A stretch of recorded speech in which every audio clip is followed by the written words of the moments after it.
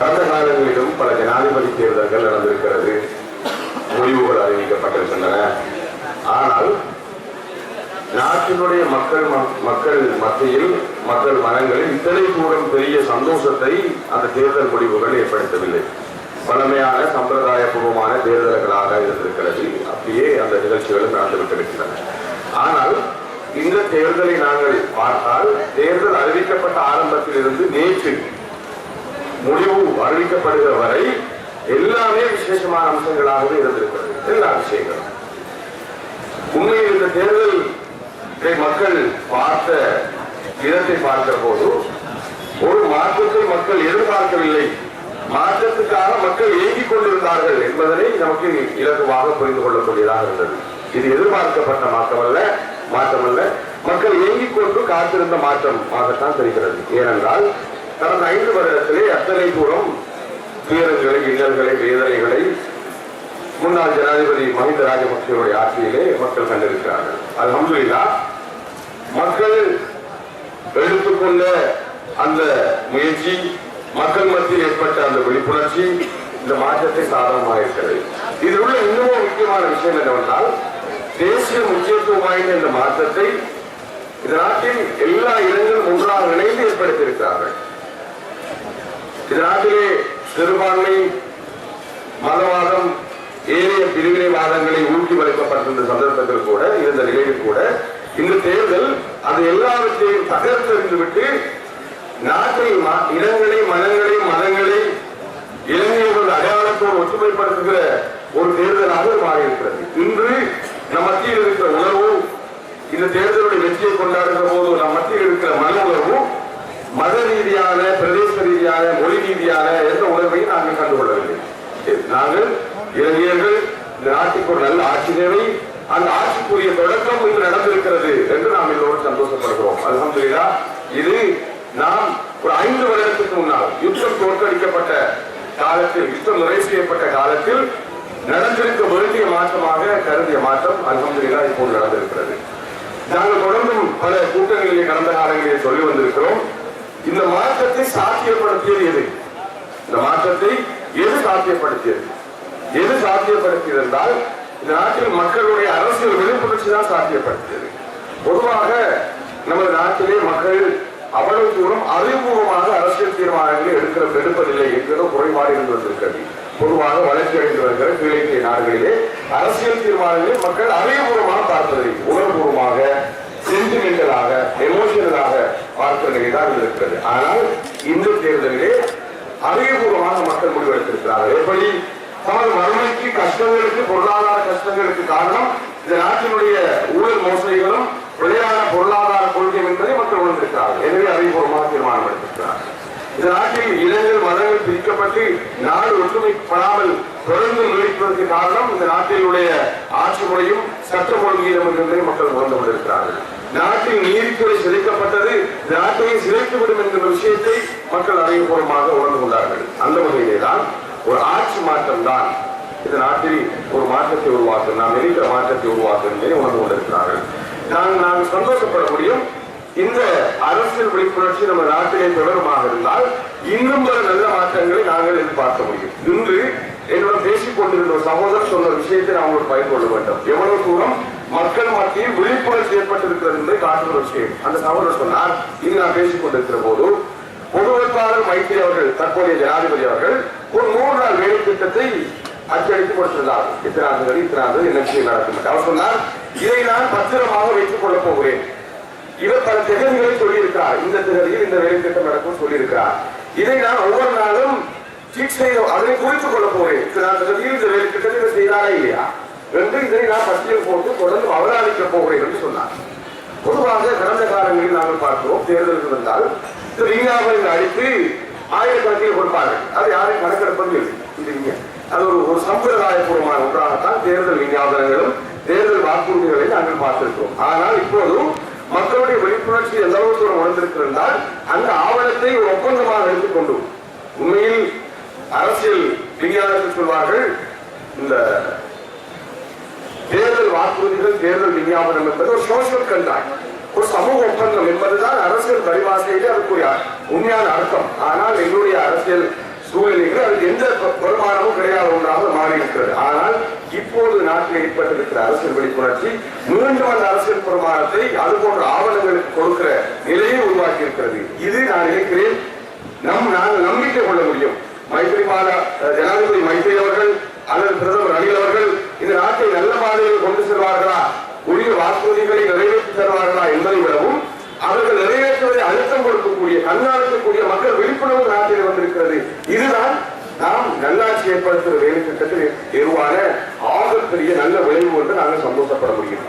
அதே போலதான் நமது முஸ்லிம் சமூகத்துக்குள்ளும் இப்போது மிக பரவலான விழிப்புணர்ச்சி ஏற்பட்டிருக்கிறது. மிக பரவலான விழிப்புணர்ச்சி இப்போது பிரதேசவாதம் கடந்து மதவாதம் இனவாதம் கடந்து எல்லா வாதங்களையும் கடந்து மக்கள் சமூகத்துடைய சமூக அரசியல் இலட்சியங்கள் பற்றி யோசிக்க தொடங்கி இருக்கிறார்கள்.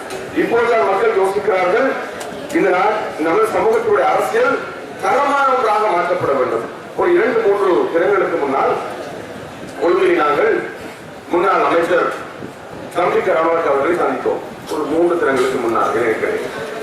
ஒரு சின்ன சந்திப்பு, ஒரு பிரீஃப் மீட்டிங், ஒரு சின்ன சந்திப்பு. அதில் அவர் சொன்ன ஒரு விஷயம், முஸ்லிம் அரசியல் தரமானவர்களுடைய கைகளுக்கு போய் சேர வேண்டும் என்பதை நாங்கள் ஆவலாக காத்திருக்கிறோம் என்ற விஷயத்தை சொன்னார். அவர்கள் தரம் என்று கருதியது கல்வி தகுதியே அல்ல. ஏனென்றால் ஏற்கனவே முஸ்லிம் அரசியலில் இருக்கிற அரசியல்வாதிகள், சட்டத்தரணிகள், படித்தவர்கள் எல்லோரும் இருக்கிறார். இங்கு கல்வி தகுதி அல்ல, தரம் என்று சொல்லுகிறது கொள்கை, நேர்மை, மக்களோடு உள்ள விசுவாசம், மனித பண்பாடு, சமூகத்துவம், தேசப்பற்று என்ற எல்லா விஷயங்களும் உள்ளடக்கிய ஒரு சூழ நோக்கு, விரிந்த மனப்பார்வை எல்லா விஷயங்களும் உள்ளடக்கிய ஒரு தரமான அரசியலை மாற்றத்தை நாங்கள் முஸ்லிம் அரசியலிருந்து எதிர்பார்க்கிறோம். அதற்காகத்தான் நாங்கள் காத்திருக்கிறோம் என்ற விஷயத்தை அவர் சொன்னார்.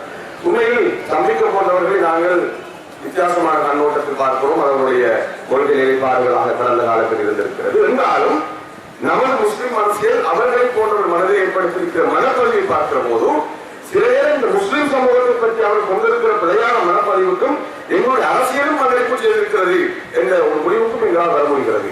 முஸ்லிம் அரசு ஏற்படுத்திய தாக்கம் தான் சில நேரம் முஸ்லிம் சமூகத்தை பற்றிய ஒட்டுமொத்தமான பிழையான மனப்பதிவுக்கும் அவர்களை போன்றவர்களை கொண்டு வருவதற்கு வழி சமைத்திருக்கிறது என்ற ஒரு விஷயத்தையும் எங்களால் புரிந்து கொள்ள முடிகிறது. எனவே நான் ஒரு விஷயத்தை நான் இறுதியாக சொல்லி முடித்துக் கொள்ள ஒரு முறை முடிப்பதற்கு முன்னால் இங்கே வந்திருக்கிற 2 முக்கியமான சகோதரர்கள் அவருடைய கருத்துரைகளை சொல்ல வேண்டும் என நான் ஆசைப்படுவேன். அவர்களும் 2-3 நிமிடங்கள் தங்களது கருத்துரைகளை இங்கே சொல்வார்கள். இறுதியாக ஒரு விஷயத்தை நான் சொல்ல விரும்புகிறேன். இந்த மாற்றம் எங்களது சமூகத்துக்குள் நடத்தப்பட்டது. ஏற்கனவே பிரதோஷ் அவர்கள் சொன்னார்கள், அதே போல சிராஜ் மசூர் அவர் சொன்னார்கள். தேசிய அளவிலே நாங்கள் மாற்றத்தை ஏன் எதிர்பார்த்தோம்? ஒரு அராஜகமான தலைமைத்துவம், பொது சொத்துக்களை, நாட்டு நிதியை, மக்கள் நலனை சுரண்டுகிற, கொள்ளையடிக்கிற ஊழல் மோசடியான நிலவரங்கள், சட்டத்தை மதிக்காத போக்கு, நீதியை சீர்குலைக்கிற நிர்வாக முறைகள், வன்முறைகளை தோற்றுவிக்கிற, மதவாதத்தை இனவாதத்தை கிளப்புகிற அரசியல் வழிமுறை என்ற எல்லா விஷயங்களின் அடிப்படையில் தான் இந்த நாட்டில் ஆட்சி மாற்றம் வேண்டும் என்று சொல்லி நாங்கள் அதற்காக வாக்களித்தோம். இங்கே நாங்கள் பட்டியல் போட்ட இந்த அத்தனை விஷயங்களையும் அது எங்களுடைய சமூகத்தில் நிலவுகிற அரசியலில் இருக்கிறதா என்று ஒரு கேள்வி கேட்டால் அதுவும் இருக்கிறது. பிரதேசவாதம் தாராளமாக இருக்கிறது. எங்கள் சமூகத்துக்கு அரசியல் நடத்தப்படுகிற சுற்றுமாற்றுகளும் தில்லுமுள்ளுகளும் ஏனைய விஷயங்களும் தாராளமாக இருக்கிறது. சமூகத்துக்கு விரோதமான நடவடிக்கைகள் தாராளமாக இருக்கிறது. வன்முறைகள் தாராளமாக இருக்கிறது. நாங்கள் எங்களுடைய பிரதேசத்தை நாங்கள் பார்த்தோம், சில தினங்களுக்கு முன்னால் பார்த்தோம். எனவே ஒரு புதிய அரசியல் மாற்றம் நம்ம சமூகத்துக்குள் வர வேண்டும் என்ற விஷயத்தை நாங்கள் மறந்துவிடக் கூடாது. அதற்கு ஒரு நல்ல தொடக்க புள்ளியாக இன்று இங்கே வந்திருக்கிற எங்களுடைய மூத்த கட்சிகள், இந்த பிரதேசத்தை சேர்ந்த ஸ்ரீலங்கா முஸ்லிம் காங்கிரஸ், அதே போல அகில தேசிய கட்சி, இன்னும் பல கட்சிகளை சேர்ந்த மூத்த அந்த கட்சிகளின் பிரதிநிதிகள் கூட நாங்கள் எல்லோரும் ஒரு பொது நோக்கத்துக்காக வேலை செய்கிற ஒரு மனோநிலைக்கு, ஒரு உடன்பாட்டுக்கு, ஒரு கொள்கை நிலைப்பாட்டுக்கு வந்திருக்கிற நிலைமையும் ஒரு சாதகமான நிலைமையாக இருக்கிறது. இதை நாங்கள் ஒரு அடித்தளமாக, ஒரு ஆரம்ப புள்ளியாக எடுத்துக்கொள்ளும் எங்களது சமூகத்துக்குள்ளாக, இங்கே நான் சமூகம் சொல்லுகிற போது தாத்தாவுடைய மாற்றம் சொல்லவில்லை, முஸ்லிம் சமூகத்துக்குள்ளால் எல்லைகள் பிரதேசங்கள் கடந்த முஸ்லிம் சமூகத்துக்குள்ளால் ஒரு புதிய அரசியல் கலாச்சாரத்தை, ஒரு புதிய தலைமைத்துவ ஒன்றை, ஒரு புதிய அரசியல் வழிமுறையினை, ஒரு புதிய அரசியல் செல் நெறியினை நாங்கள் உருவாக்க வேண்டிய ஒரு தேவை இருக்கிறது. அதை நாங்கள் செய்யாமல் விட்டால் தேசிய மட்டத்தில் நல்லாட்சியை நோக்கி நடக்கிற அரசியல் மாற்றம் இங்கே நம் சமூகத்தில் இருக்கிற அரசியல் போக்குகளோடு ஒத்துவராத ஒன்றாகவும், அடிக்கடி முரண்பட்டு நாங்கள் அடைய வேண்டிய விஷயங்களை அடைந்து கொள்ள முடியாத முரண்பாடான விஷயமாகவும் அது மாறும். சமூகம் மீண்டும் ஒரு முறை தேசிய அரசியலிலும் உள்ளூர் அரசியலிலும் பல இழப்புகளை சந்திக்கிற நிலவரங்களுக்கு அது இட்டு செல்லும் என்கிற ஒரு நீண்ட பணி.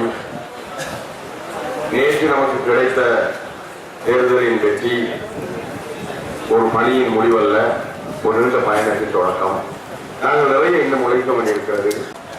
நினைக்கிறேன் இந்த சமூகத்தில் இன்று கூட இன்று பின்னரும் வெளிநாட்டிலே இருந்து வருகிற ஒரு ஆய்வாளர் என்னோடு இந்த முஸ்லிம் சமூகத்தில் ஏற்பட்டிருக்கிற மாற்றம், இந்த விழிப்புணர்ச்சி பற்றி பேசிக் கொண்டிருந்தார்.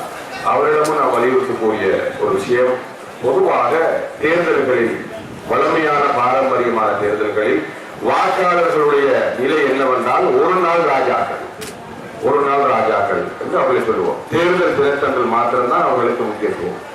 அடுத்த 5 வருடங்களுக்கு 6 வருடங்களுக்கு அவர்களுக்கு எந்த பெறுமதியும் கிடையாது. இதுதான் இன்றைய அரசியலில் மிக மோசமான பின்னடைவுகளும் தீமைகள் நடப்பதற்கான அடிப்படை காரணமாக இருக்கிறது. அப்படி இல்லாமல் இந்த அரசியல் நிலவரங்களில் நாளாந்த பங்களிப்பு செய்வர்களாக, அவதானிப்பவர்களாக, கருத்து சொல்பவர்களாக, அழுத்தம் கொடுப்பவர்களாக வாக்காளர்களை மக்களை மாற்றினால் மாத்திரம்தான் அரசியல் தீமைகளை நாங்கள் பாதுகாக்க முடியும். அரசியல் தீமைகளில் இருந்து சமூகத்தை பாதுகாக்க முடியும். அதற்கான ஒரு வேலை திட்டத்தை தான் இந்த நல்லாட்சி அரசியல் என்கிற வேலை திட்டத்தில் ஒரு முக்கிய அம்சமாக நாங்கள் செய்து வருகிறோம் என்பதனை நீங்கள் விலகிக் கொள்ள வேண்டும். இங்கே இந்த மக்கள் அரங்கை உங்களுக்கு தெரியும், தேர்தலுக்காக மாத்திரம் திறக்கப்படுகிற மக்கள் அரங்கல்ல. இது ஒவ்வொரு வாரமும் ஒவ்வொரு மாதமும் பல சந்திப்புகளை, கூட்டங்களை, பகிரங்க கூட்டங்களை நடத்துகிற ஒரு மக்கள் அரங்கு. அது ஏன் நாங்கள் செய்கிறோம் என்றால், தொடர்ச்சியாக மக்களோடு உரையாடல்களை நடத்த வேண்டும், கருத்துக்களை பேச வேண்டும், அவருடைய கருத்துக்களை உள்வாங்க வேண்டும் என்பதில் நல்லாட்சிக்கான தேசிய முன்னணி மிகவும் அக்கறையாக இருக்கிறது. அவ்வாறான மக்களோடு உள்ள தொடர்புதான் ஒரு நல்லாட்சி அரசியலின் அத்திவாரம் எனவும் நாங்கள் நினைக்கிறோம். எனவே இன்ஷா அல்லாஹ் தொடர்ந்து வருங்காலங்களில் இந்த மாற்றத்தை இன்று ஜனாதிபதி மைத்திரி அவர்கள் தெரிவு செய்யப்பட்டதோடு நமக்கு எல்லாம் முடிந்துவிட்டது என்கிற ஒரு மன ஆறுதலோடு, ஒரு மன நிம்மதியோடு நாங்கள் இருந்துவிடக் கூடாது. தொடர்ந்து இந்த சமூகத்துக்குள் நாங்கள் எதிர்பார்க்கிற அந்த தரமான அரசியல் மாற்றம் நடப்பதற்கான பங்களிப்பை நாங்கள் எல்லோரும் செய்ய வேண்டும். அதற்கான அந்த பணியை முன்னெடுப்பது, உங்கள் சார்பாக முன்னெடுப்பதற்கு நாங்கள் தயாராக இருக்கிறோம். ஏற்கனவே நமது பிரதேசத்தில் இருக்கிற ஏனைய கட்சிகள், பிரமுகர்களோடு ஒரு நீண்ட கலந்துரையாடலை, விரிவான கலந்துரையாடலை வருங்காலங்களில் நடத்துவதற்கு நாங்கள் இன்ஷா அல்லாஹ் உத்தேசித்திருக்கிறோம். அந்த உரையாடலின் மூலமாக சமூகத்துக்கு பொதுவான இலக்குகளாக அடையாளம் காணப்படுகிற விஷயங்களில் எப்படி நாங்கள் எல்லோருமாக இணைந்து அந்த இலட்சியங்களை அடைய முடியும், அதன் மூலமாக ஒரு புதிய அரசியல் கலாச்சாரத்தின் வழிமுறையை உருவாக்க முடியும் என்பதில் நாங்கள் மிகவும் ஆர்வமாக இருக்கிறோம். அதை நாங்கள் செய்வோம் என்ற வாக்குறுதியை வழங்கி இந்த சந்திப்புக்கு மிகுந்த ஆர்வத்தோடு